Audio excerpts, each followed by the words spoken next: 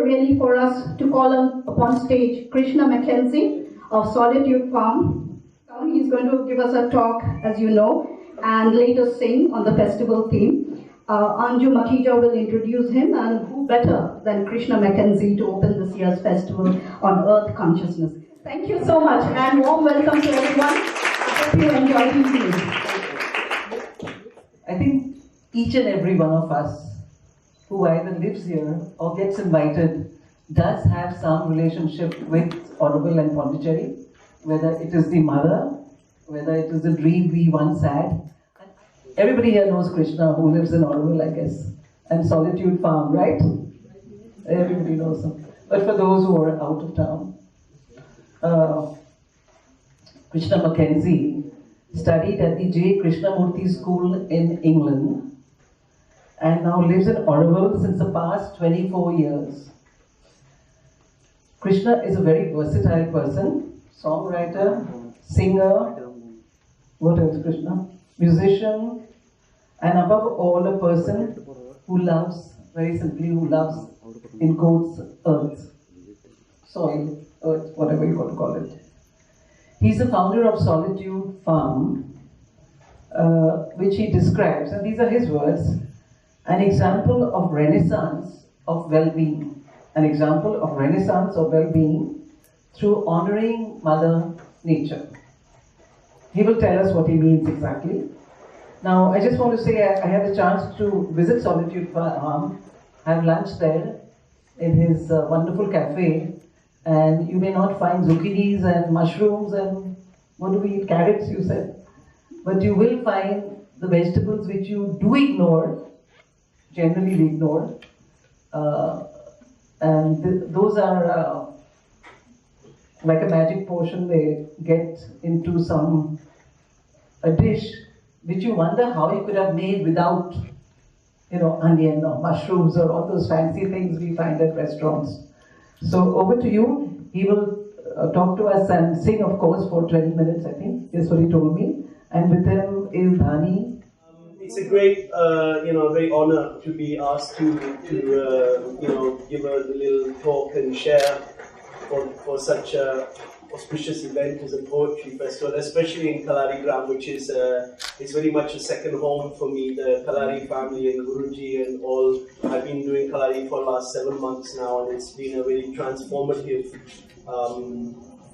aspect of my life. It's brought a lot of wonderful things on many levels.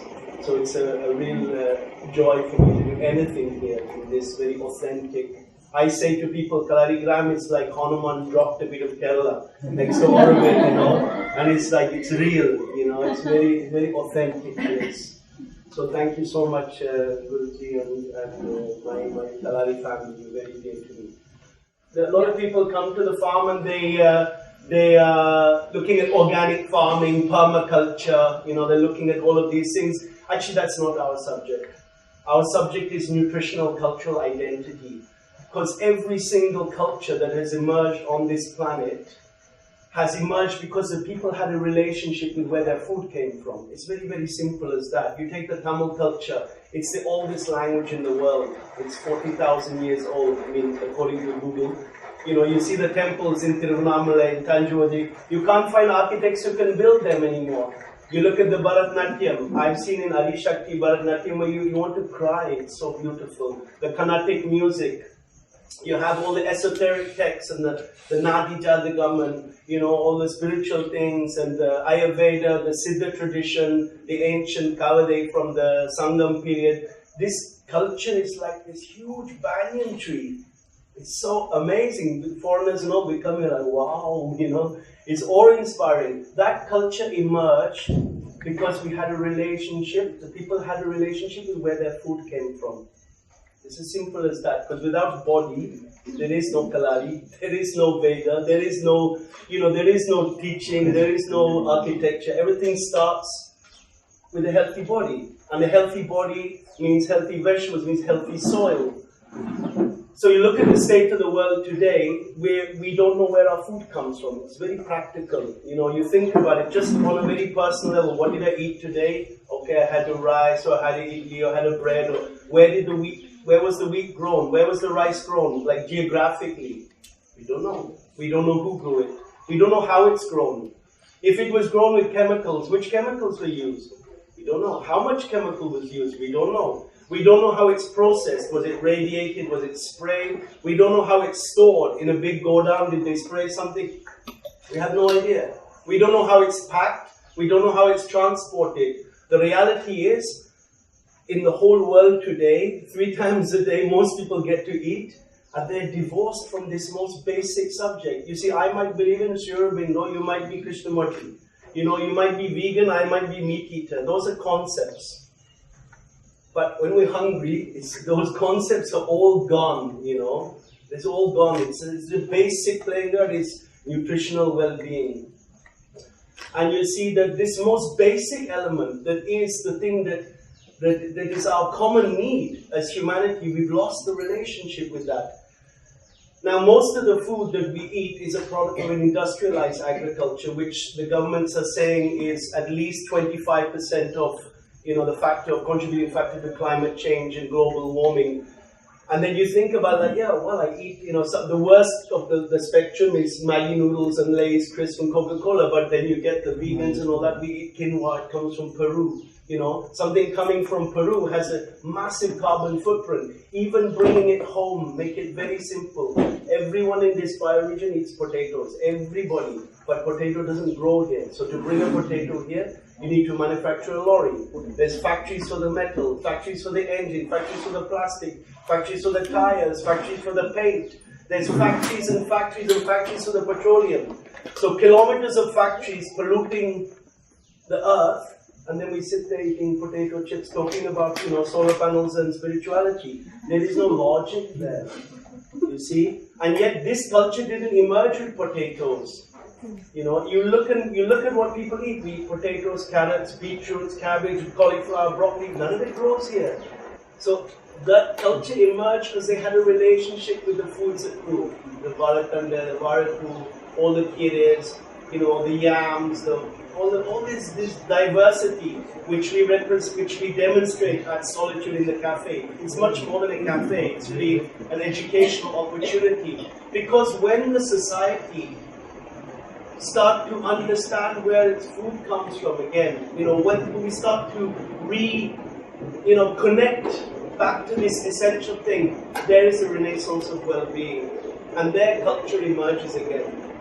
Because culture is being lost, you know, everything is being homogenized. Everyone has the same, you know, Levi's jean and an iPad, and we eat the same foods, and there we lost the biodiversity, and then we lose the diversity in culture, we lose the diversity in language. The root of culture really lies in a relationship with the earth. And I think that's what I can share today in the context of Earth Consciousness in this poetry festival. Poetry doesn't exist, on its own. It's like, it's a result of expression within a society and experience, and I always say that art, music, poetry, all cultural activities, they're an adhesive, that they bind the society together. People have come here today, we're all here in this room sharing because of poetry, so it's very much an adhesive within the society. And when we lose relation with our food, then we lose that connection with culture. And I think it's quite evident in the world today how that, you were mentioning how poetry is becoming, even poetry is becoming commercialized, It's everything has an economic gain to it. It's not just for itself. So that's basically what I have to share, is to explore local foods. It's very simple. Everyone here today, you can go home tomorrow, and you can think about, where does this food come from? And do I eat a pizza that has a huge carbon footprint, or do I eat millets and foods that represent the blessings of Mother Nature from this particular bioregion? That's where the change, that's where renaissance of well-being will come in our society. The rest for me is a lot of ideas, and when you bring it back home, it's what we do 3 times a day. For me, that is honoring of Mother Nature. For me, Mother, very much there's a mother in Pondicherry, Sri Aurobindo, and that's very been a huge factor in my life. But Mother for me is this earth. It's the soil. So when we honor this soil, when we honor the gift she has for us, without destroying the planet, naturally society starts to shine again. So thank you so much for letting me share that with you. I like. Do you have any questions? Yeah, if you like, if you'd like to share something. I have a thing like when I took the tour of your farm, Yes. Saturday morning day, you mentioned some specific things that grow around the farm. So can you share that, which can be? So what's happening in the farm is we demonstrate that there are 3 steps on this road back to nature. I call them 3 acts of love. So the first act of love is to value every leaf, every branch, every weed, every stick and grass, return it to the soil, because that's how the soil becomes fertile. That health with the soil is not a concept, it's physical, it's the porosity of the soil which reflects the life in the soil. That's the Shakti of this country. It's actually the soil. It's the physicality of the soil. Because from there, we have all this expression of the Sundakai and the Tulubale and the Moratakan and the, all the different trees and weeds and spinaches that grow. And those plants, they're the colors of our culture.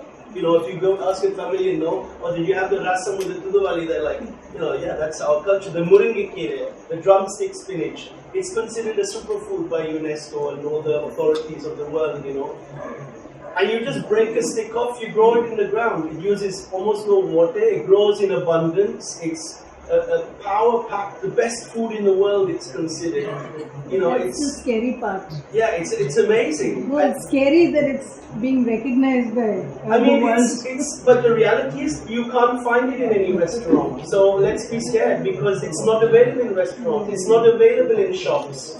So you have this thing that's non-exclusive. Pizza is exclusive, Muringikir is not exclusive, it's non-exclusive. It grows with less water, it grows in abundance, there's no expertise to grow it, You can forget that Krishna character, because anyone can do it, And it has no ecological cost.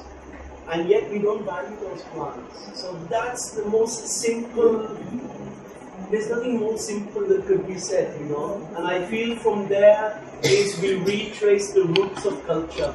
And from there's something new happens. I have a practical question. How can poets and city people be part of this, for want of better word, this organic growing from nature? So not all poets are city people. But living I don't have an answer for city really, because I see the city as a disease, frankly. I don't know what to say. The city is, it's based on an extractive economy that takes from the earth. We're all engaged in an extractive economy. You have a phone, you have a jeans, everything is taken from the earth. But when you eat local food that grows very simply, easily, with less water, that has this great blessing, there is no extractive economy with local food. There lies this little secret. And the more you go into returning organic matter, you see the soil becoming healthy, the more these things start coming on their own. So what I tell at the end of the tour, maybe you remember when I give my talk in the farm, is that all of this has happened without effort. And there lies a great secret and a great beauty as well. That Mother Nature has such blessings for us, but because we're so engaged in our concepts and our ideas and our conditioning from, have to become this and become better than that and gain this and that, we don't see what's around us. Yes. I come from Delhi, and there we have these pediatricians themselves. I have a neighbor who just had twins. They're just 1 year old now, and I asked them what they were eating. She made some kind of paste, avocado. Avocado, I had not even heard of it in my childhood, but I was saying avocado paste here for less than 1 year old babies. So that is the situation which is there at But present now. you How do see, we change that? This narrative is not on the table. I can guarantee, I mean, I can't guarantee, but I imagine this lovely girl, Greta Thunberg. I bet you she's in New York, now she's not, but she was in New York having a very important meeting on climate crisis. I'm sure they were having something like avocado coming from Peru, because this narrative is not on the table. Because this narrative belongs to each one of us. You know, it's not like this is going to be solved by a government or so. It's going to be solved from each one of us, recognizing that our relationship with Mother Nature is so fundamental to the well-being of the planet, and it's reflected in what we eat in many ways. Do you think the environmental part is just, we are damaging, and of course, economically, it makes no sense. We're sending all the transcripts to America and the cost, etc., to the environment and culture. But also, is there any scientific research maybe that who eats the local food, which is designed with their biological form from the ancestors for their well-being? I think scientific research is a bit overstated, frankly. It's overdone, as though the scientific thing, I give you an example. In our field, last summer, 40 degrees plus, 2 months I didn't water and there were bananas. And I'm not esoteric, I'm very, practical. I want this to work for other people. And I look at it and I see the soil.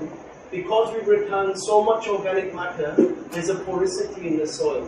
And as I say, that porosity reflects the life, the millions of microorganisms, molds, bacteria, insect, earthworms, fungi, small animals, the mycelium. The mycelium, that lady who does that TED talk about how the trees talk to each other, they've shown, that's the intelligence of nature. This mycelium, it communicates, the trees they recognize their offspring. And I was like, wow, this fertility of the soil, it's not a concept, it's physical. The intelligence of nature is also not a concept, it's physical. Now the scientists will take that mycelium and put it in the lab and identify it in isolation, but it doesn't exist in isolation.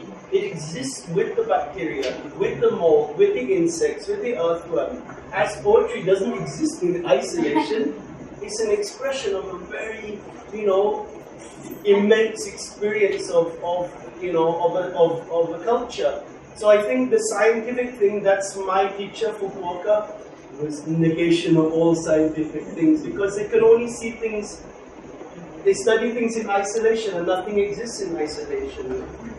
And my point is, when you tell people that their well-being and growth, even physically, energetically, and spiritually, is also going to be improved when they eat local food, which is climatically aligned. Yeah, it touches every That's aspect. even listen more, unfortunately. That's But they're listening now in this last year. I mean, I felt to mention that when Anju was speaking that,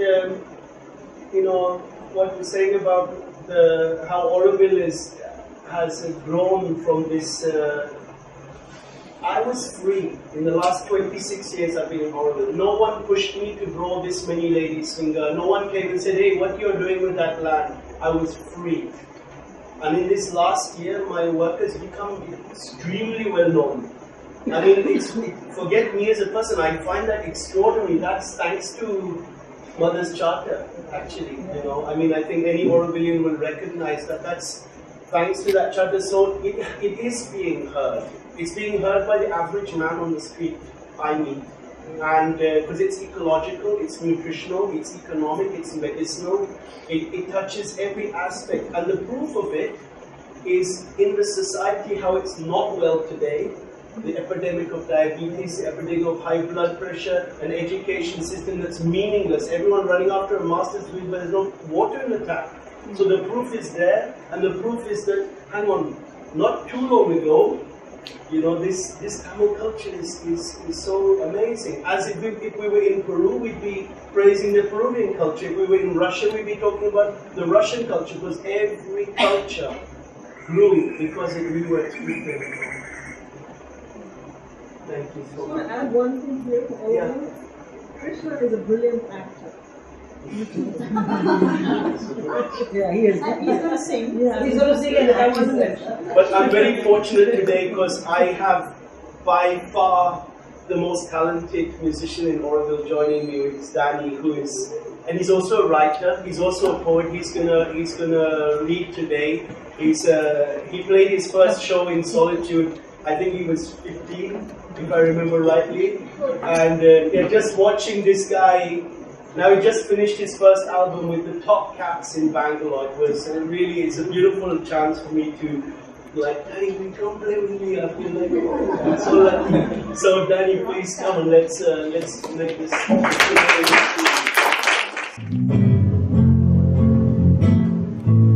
Alone and dry, or quiet and bear it up. Myself apart, I'm just an echo on a distant wall. Could it be that beauty's kiss tonight drives me far from my tomorrows? Say my prayers and I'll say them right.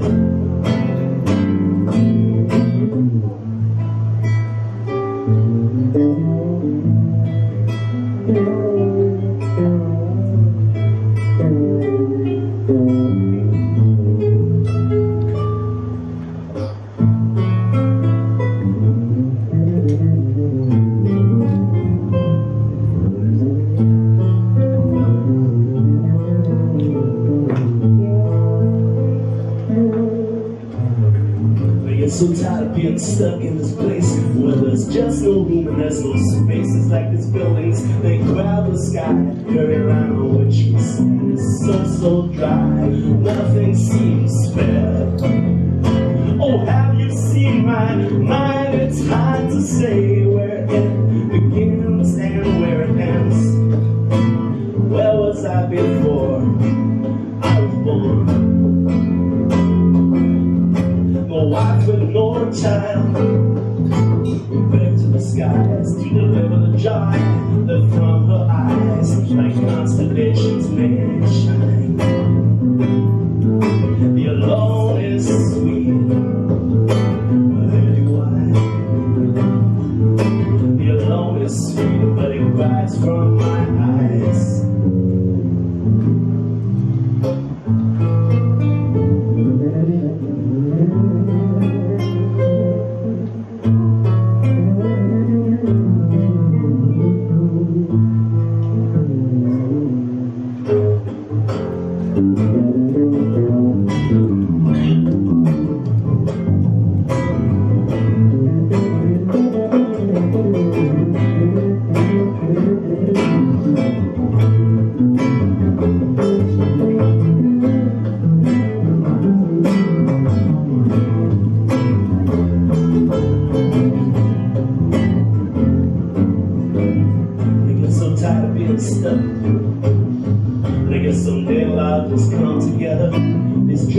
Perceptions, integration forever, cause there's nothing to have and no, there's nothing to hold.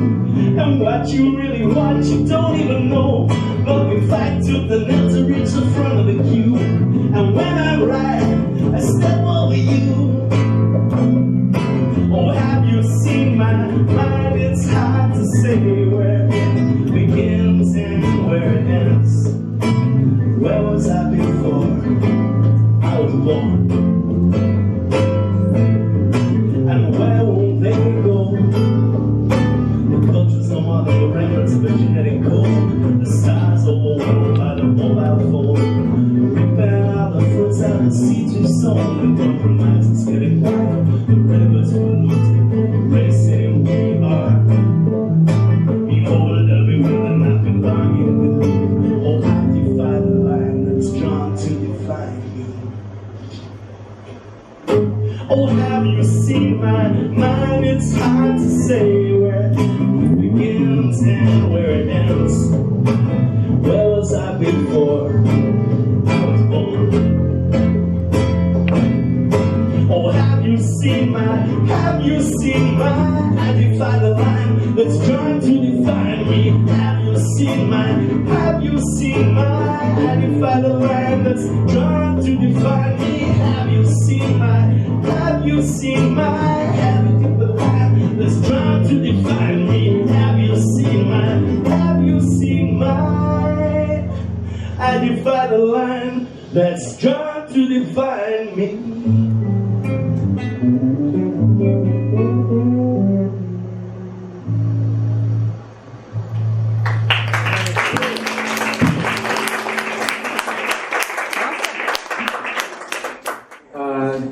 be reading a series of poems called Flesh of the Ark. So they're excerpted from my as yet unpublished novel, The Drunken Watchman. So it's mostly about the monsoon actually, because my first monsoon here was really like an eye-opener. I've lived in extreme climates before. I lived in Alaska for a little bit. But it's really the opposite of here, because the cold in Alaska really, it kind of preserves everything. It's almost like lifeless in winter. There's humans and there's animals that are in hibernation, that's it. And the monsoon here, everything you see comes out. You see, there's just so much life. It's absolutely polar opposites. It's Flesh of the Ark. 1. What a storm descended last night, the first real ruckus of the season. Stooped palm cities burned in running quartz, and the coconuts pelted down like hail in the tarmac. And the wind, roaring through every tree trunk, door frame, every wired lattice and rapid flailing curtain, singing without a pause for breath, singing to the weak and rattled of the earth, lay down, you beloved, and die, once and for all, so that from the sweet cotton marrow of your bones, new life can spring. I woke at 4 to relieve myself, and as I sat down and squared myself tight against the murder glare of the light bulb, as I held my breath, I heard a multitude of voices, a choir, wet and riding and more golden than all golds, seraphim, itching to go home from rehearsal and make love. It was a chamber quartet of frogs. They were lounging under the window in the squelching monsoon mud, and they all puffed out their chests together like blonde Ivy League a cappella singing. With ray-bans, and out of their bulbous green argyle throats erupted the most languidly pulsing percussion ensemble ever scored on this great green tilted earth of ours, and entirely improvised by these masterful espontaneos. Music for 4 Frogs, a minimalist masterpiece by Philip Glass. 9-9, alas, we regret to inform you of a copyright infringement, Mr. Glass, for you do not share my bathroom. But recording it was the furthest thing to my mind, though by now I could have notated and been hailed as a genius. What masterful usage of polyrhythmic cycles, how did you conceive it? Frogs, my dear boy, frogs. There would have been a riot, no doubt, but I was occupied. And I went with extreme care and finesse so as not to miss a second of the concert. And what rhythms, fantasias and 11/8 against a calypso, lightly swung against an opium waltz booming out of the bull.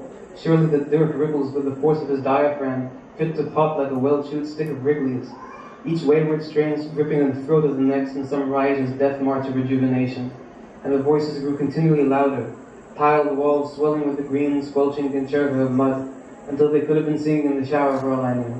These caterwauling monks clabbering about in the rain, staring each other down and muttering, their greased passacaglias and starlets of blue fugues, these wet somber gamelans with sparks seeping out of great void eyes. I can still hear the death march as I climb back into bed, over the breath of my love, the breath of the wind, the breath of the palms, the breath of the night has broomed away the sky's murk with all the enthusiasm of an off-hour janitor. A New Orleans funeral it is then, gumbo and first-line drummers and second-line drummers and trumpets like soft zinc bullets zinging through heavy air. A celebration of everything and nothing and a symphony in the street to top it all. I wish you could have heard it, but I didn't want to wake up. Thank you.